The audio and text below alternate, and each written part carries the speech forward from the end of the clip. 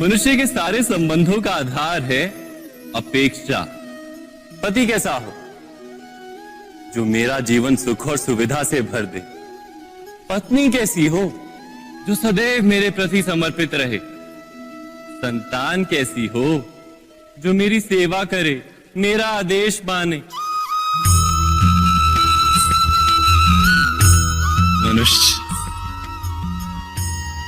मनुष्य उसी को प्रेम भी कर पाता है जो उसकी अपेक्षा पूर्ण करता है, और अपेक्षा की तो नियति है भंग होना। कैसे? क्योंकि अपेक्षा मनुष्य के मस्तिष्क में जन्म लेती है। कोई अन्य व्यक्ति उसकी अपेक्षाओं के बारे में जान ही नहीं पाता। पूर्ण करने की प्रामाणिक इच्छा हो तब भी कोई मनुष्य किसी की अपेक्षाओं को पूर्ण नहीं कर पाता, और वहां से जन्म लेता है संघर्ष। सारे संबंध संघर्ष में परिवर्तित हो जाते, पर मनुष्य अपेक्षा को संबंध का आधार ना बनाए और स्वीकार करे केवल संबंध का आधार, तो क्या ये जीवन स्वयमेव सुख और शांति से नहीं भर जाएगा? स्वयं विचार कीजिएगा।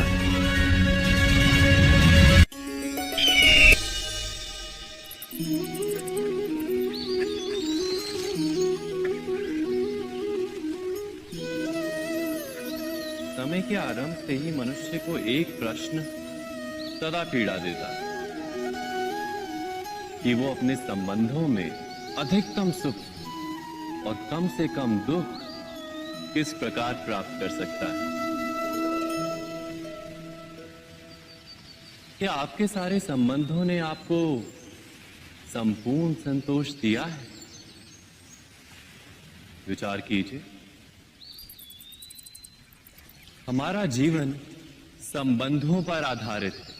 हमारी सुरक्षा संबंधों पर आधारित है।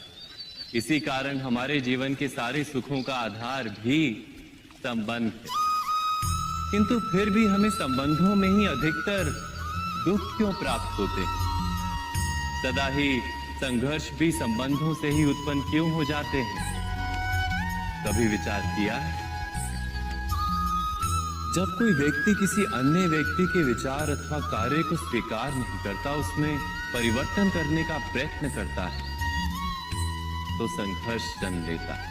अर्थात जितना अधिक अस्वीकार उतना ही अधिक संघर्ष, और जितना अधिक स्वीकार उतना ही अधिक सुख। क्या ये वास्तविकता नहीं? यदि मनुष्य स्वयं अपनी अपेक्षाओं पर अंकुश रखे, अपने विचारों को परखे, किसी अन्य व्यक्ति में परिवर्तन करने का प्रयत्न ना कर स्वयं अपने भीतर परिवर्तन करने का प्रयास करे, तो क्या संबंधों में संतोष प्राप्त करना इतना कठिन? अर्थात क्या स्वीकार ही संबंध का वास्तविक अर्थ नहीं? स्वयं विचार कीजिए।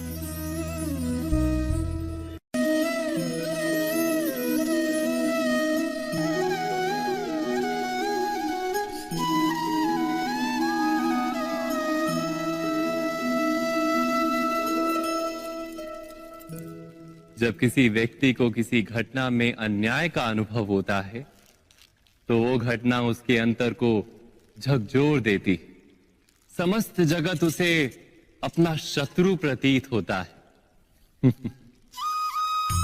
अन्याय लगने वाली घटना जितनी बड़ी होती है, मनुष्य का हृदय भी उतना ही अधिक विरोध करता है।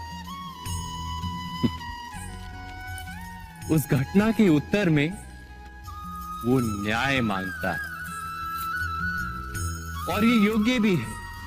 वास्तव में समाज में किसी भी प्रकार का अन्याय व्यक्ति की आस्था और विश्वास का नाश है। किंतु ये न्याय क्या है? न्याय का अर्थ क्या है?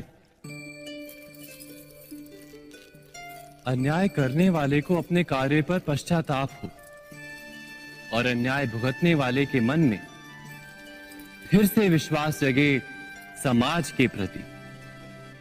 इतना ही अर्थ है ना न्याय का।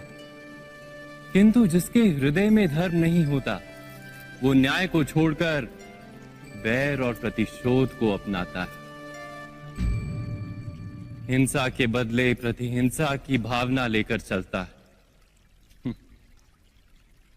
स्वयं भोगी हुई पीड़ा से कहीं अधिक पीड़ा देने का प्रयत्न करता है और इस मार्ग पर चलते अन्याय को भुगतने वाला स्वयं अन्याय करने लगता है। शीघ्र ही वो अपराधी बन जाता है। अर्थात न्याय और प्रतिशोध के बीच बहुत कम अंतर होता है और इसी अंतर का नाम है धर्म। क्या ये सत्य नहीं? स्वयं विचार कीजिए।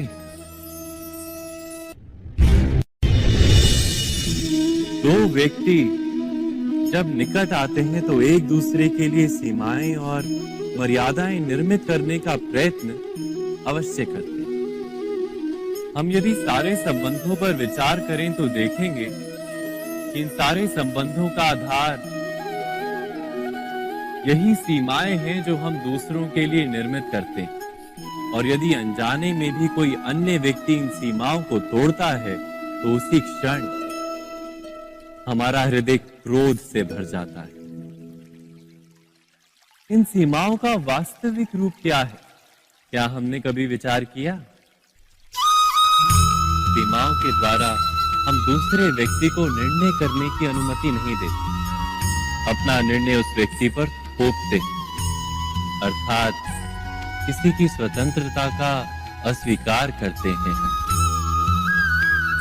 और जब स्वतंत्रता का अस्वीकार किया जाता है तो उसका हृदय